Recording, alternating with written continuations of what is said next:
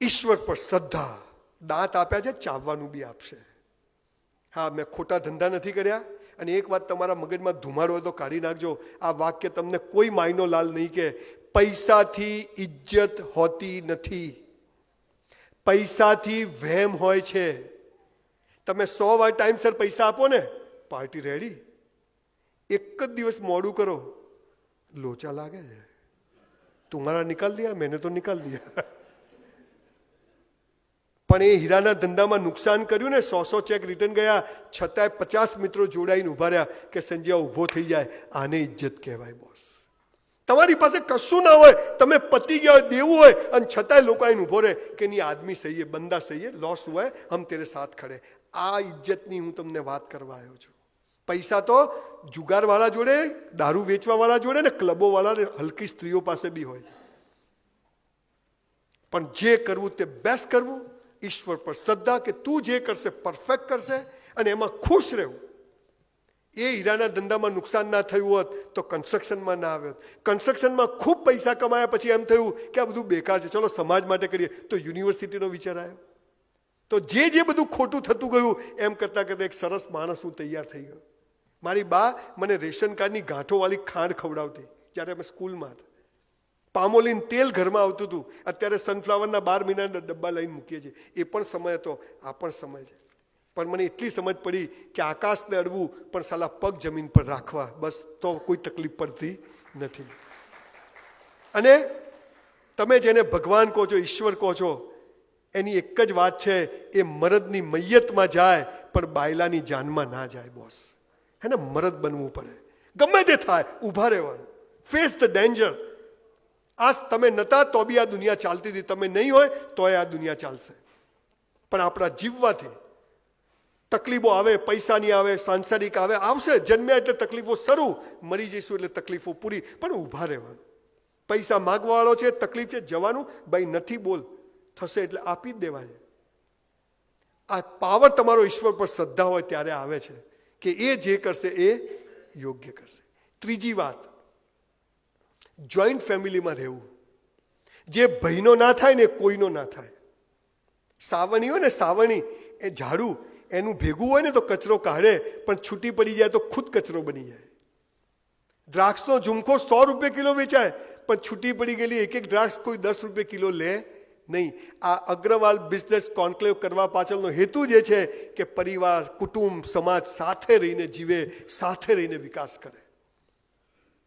મારા બાપુજીને 7 ભાઈઓ, અમે 16 ભાઈઓ, 170 જણનું ફેમિલી છે. જાન લઈને જવું ને તો વેવાઈ તમારી જરૂર જ નથી. 200 તૈયાર જ હોય, અને તોય વધે. હું ને મારો ભાઈ 2001માં ગુજરી ગયો, પણ એની 2 દીકરીઓ, મારી 2 દીકરીઓ, એનો દીકરો, મારો દીકરો, આજે અમે એક ઘરમાં મારી બા સાથે રહીએ છીએ બધા. આ જોઈન્ટ ફેમિલીની તાકાત છે. પણ એ ભાઈ મરી ગયો, આજે 20 વર્ષ થયા, પણ એ ભાભીને કે દીકરીઓને કોઈને ઓશિયાળાપણું નથી. હું કોઈ અહેસાન નથી કરતો, આ મારો ફરજ છે, મારો ધર્મ છે. તમને કહું છું, કોઈ ભાઈઓ વચ્ચે મન મટાવ હોય, આજે ગળે મળી લેજો, જતું કરજો. અરે ગળે મળીને ખીચડીમાંથી ધળે તો થાળીમાં, સાલું રહેતો ઘરમાં. કોઈ બહારવાળો કરી જાય છો ને, ભાઈ લઈ ગયો, આ ભાવ પેદા થાય ને તો એ ત્યાં સુધી પહોંચે છે. આને કહેવાય સંપ. અને ત્રીજી વાતમાં સૌથી મહત્વની વાત, જેના માટે મેં આ 2000 સેમિનાર કર્યા, મારું ગળું 70% ખલાસ થઈ ગયું છે. મને ડૉક્ટરે ના પાડી કે તમે 20 મિનિટથી વધારે બોલતા નહીં. હું 1.5 કલાક બોલું છું.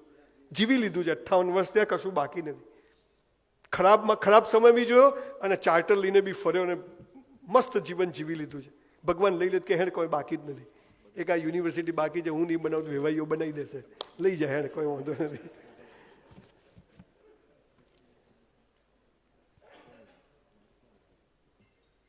જેના માટે હું આજે અહીંયા આવ્યો છું સાહેબ. ત્રીજી વાત શું છે? તમારે પ્રગતિ કરવી છે, સુખી થવું છે, ધંધામાં પ્રગતિ કરવી છે, મોઢું ઊંઘમાં હસતું આવે એવું રાખવું છે, તો ત્રીજો નિયમ છે, રોજ મા બાપને પગે લાગો. તમારાથી કેટલા લોકો લાગો? Just rays your hand. આટલા લોકો જોડે ફોટો પડાવીશું. જે લોકો નથી લાગતા એને પ્રણામ કે તમે સાચું બોલ્યા, સાલા ઝૂકેગા નહીં. પાછો દિવાળી પર લાગે તો કેવી રીતે પેલી રિક્ષાને હેન્ડલ મારતો હોય ને. સાહેબ, ભગવાન જમીન પર આવ્યો નથી, આવવાનો નથી, એની તાકાત નથી, એટલે એણે મા બાપનું સર્જન કર્યું અને મા બાપથી આપણને પેદા કર્યા હતા. આપણો ભગવાન કોણ? આ દુનિયામાં માત્ર માત્ર માત્ર માત્ર માત્ર ને માત્ર મા બાપ જ ચાહે છે કે તમારી પ્રગતિ થાય, બાકી કોઈ ચાહતું નથી કે તમારી પ્રગતિ થાય. કોઈ ચાહતું નથી. બધા ડફોળ બનાવવાની વાતો છે. સાહેબ, આજ આપ સમાજ આટલો સુખી છો, તમારી ત્રીજી ચોથી પેઢી લોકોને પૂછજો, ફાટેલી સાડીઓ 2 મહિના પહેરી હશે, લહેંગાને થીગડા મારીને પહેર્યા હશે, નાના ગામમાંથી મજૂરી કરીને શહેરમાં. હું તો ઘણા અગ્રવાલોની આખી હિસ્ટ્રી જાણું. અને એ જ છોકરાઓ મોટા થઈ અને મા બાપને એમ કહે છે કે તમને બોલતા નથી આવડતું, તમને રહેતા નથી આવડતું. આવા છોકરાઓને ઊંધા કરીને પીછવાડામાં ગોળીઓ મારવી જોઈએ. સાહેબ, આપ ચાહો છો કે હું અગ્રવાલ સમાજમાં ફરીથી આવું કોઈ વાર, બીજી વાર એવું ચાહો છો? વર્ષમાં એકવાર ચોક્કસથી આવીશ, તમે બોલાવશો તો પ્રોમિસ, કલાક કથા કરવા આવીશ. પણ આપણે તમારી બી એટલી પ્રોમિસ જોઈએ કે આજ પછી અહીંયા જેટલા લોકો બેઠા હોય એ મા બાપને પગે લાગતા હોય એટલા જ લોકોને અહીંયા બેસાડવા, બાકી બધા જય શ્રી કૃષ્ણ. તો શું કરવું પડે? આજથી મા બાપને પગે લાગવું પડે. અરે હું તો કહું સાહેબ, મા બાપને પગે ના લાગો તો તમારી મરજી, પણ સાલો એવો કોઈ ધંધો ના કરવો કે આપણા મા બાપને કોઈને હાથ જોડવા જવું પડે. એવું કોઈ કામ કરવું નહીં સાહેબ, ગમે તે થઈ.